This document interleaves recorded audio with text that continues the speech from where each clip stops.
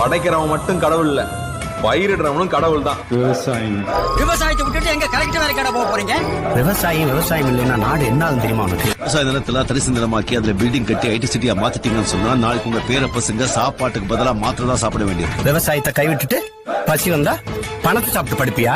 சோறு போடுறவனை பிச்சை எடுக்க விட்டோம்னா நம்ம மண்ணள்ளி தான் திங்கணும். விவசாயத்துல உழைச்சி கஷ்டப்பட்டு லாபமே இல்லாத அந்த விவசாயத்துல உயிரிய வச்சிருப்பான். விவசாயிக்கு மானமெல்லாம் ஒரு காணி நிலம் தாண்டா. விளைய வைக்கிறவன் செத்துக்கிட்டு இருக்கான், சாப்பிடுறவன் பிறந்துகிட்டே இருக்கான். இன்னைக்கு ஒரு விவசாயியோட சாவு, நாளைக்கு லட்சக்கணக்கான பேரோட சாவு. 3 வேளை பசி எடுக்கும் போது சாப்பாடு ஞாபகம் வர நமக்கு அத விவசாயம் படங்களோட ஞாபகம் என்னைக்காவது வந்திருக்கா?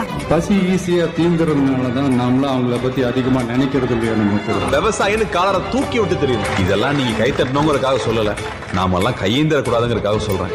இதையெல்லாம் நான் விவசாயிங்க மேல இருக்கிற அனுதாபத்துல செய்யல, மரியாதையில செய்யறேன்.